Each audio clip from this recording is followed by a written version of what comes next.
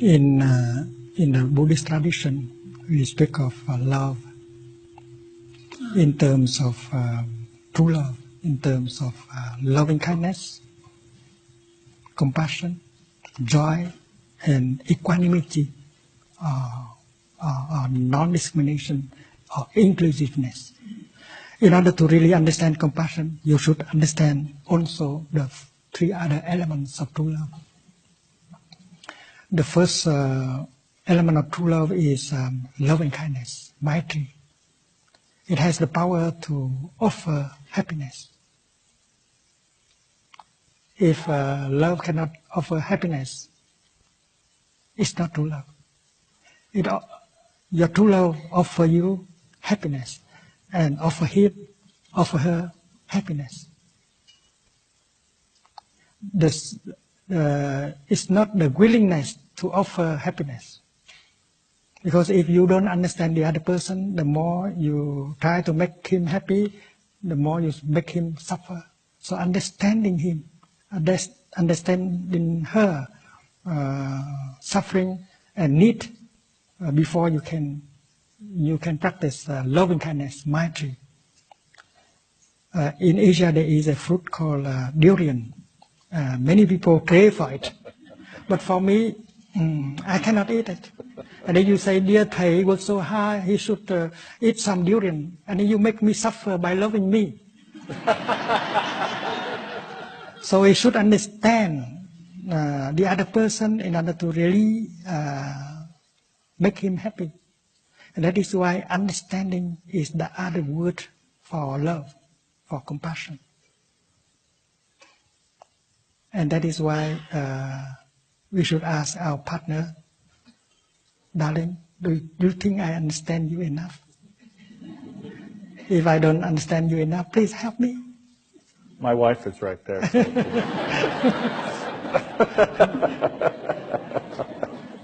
So maitri, loving kindness, is not just the willingness to make a person happy, but the capacity to make him or her happy, and that requires compassion, understanding. And understanding requires time in order to look deeply. And then the second element is compassion, which is a karuna. Greek compassion is called mahakaruna. Compassion has the power to remove the pain, the suffering. If your love cannot make the other person suffer less, it's not true love. And you have to understand his suffering, her despair, in order to help him or her suffer less. And that is why you need to have the time to look and to listen. And understanding will create love and happiness. And the practice is that you have to apply that for yourself. You have to apply, you have to be able to offer you happiness and compassion. Do we have enough compassion towards our body, our feeling? Do we know how to handle our body to make it suffer less? Do we know how to handle a feeling so that we can help calm down a feeling or emotion? That is self-love. The capacity to love another person relies entirely on your capacity to love yourself and take care of yourself. That is true with compassion. And the third is joy, mudita. If by loving you make the other person cry every day, that is not true love. So you create joy for yourself and for the other person. And there are many practical ways to create joy without having to go to the market and buy something to offer him or her. Suppose you say you breathe mindfully and you bring your mind home to your body, you become fresh and pleasant, and you go to her and you say, darling, you know something? I'm here for you.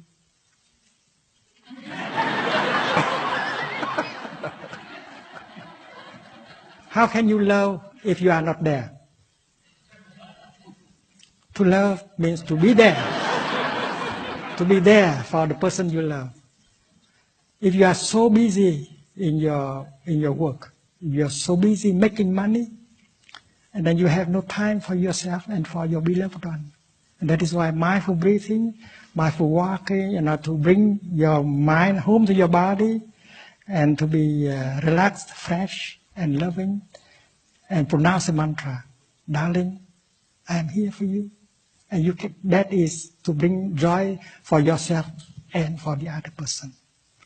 And when you are truly there and offer your presence to him or to her, you have a chance to acknowledge the presence of the other person as something very precious to you.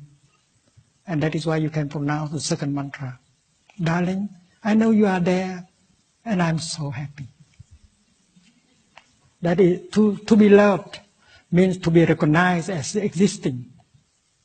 And if you drive your car and you think of everything else except the person sitting next to you, she cannot be happy at all. So while driving, you use your mindfulness, embrace her, and you say, darling, you know something? I know you are there next to me. I am so happy. So there are very simple practice like that. Practice of mindfulness that can bring joy. And if he is in the office, you can practice the mantra of your telephone or send him an email with the content, darling, I know you are there and I'm very happy. And that is why creating joy is true love. And the fourth element is inclusiveness. We cannot understand compassion deeply without understanding the fourth aspect of true love. In true love, there is no discrimination anymore between the lover and the beloved one. You cannot say, darling, that is your problem.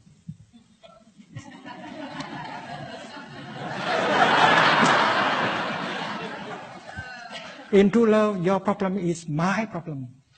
Your happiness is my happiness. My suffering is your suffering. There is no longer any frontier. Inclusiveness. In true love, happiness and suffering are no longer individual matters. And if you continue to love like that, you begin to embrace all of us into your love. Because these four elements of true love are called the four unlimited mind. There can never be enough.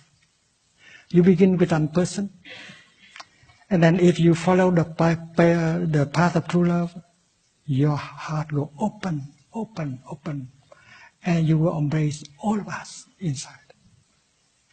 And that is true love, is the kind of love that can enlarge your heart without stopping. One day the Buddha was holding a glass of a bowl of water in his left hand.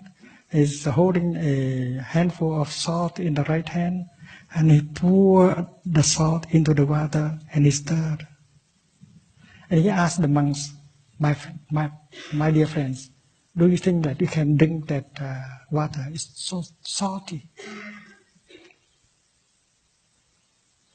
But if you throw that amount of water into a big river, it will not make the river salty at all. And thousands of people continue to drink the water in the river. So with someone who has a great heart, a big heart, a lot of compassion, they don't suffer anymore. The things that make other people suffer do not make them suffer.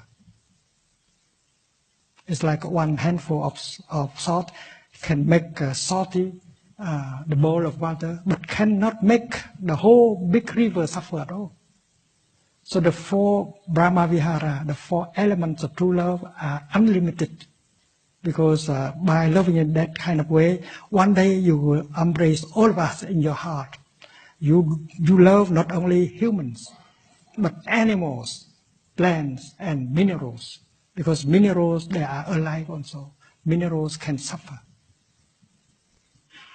And that is the love recommended by the Buddha. The love without frontier, without discrimination. And the fourth element of true love is inclusiveness. No discrimination whatsoever. Black or white, north or south, rich or poor, are all objects of your love.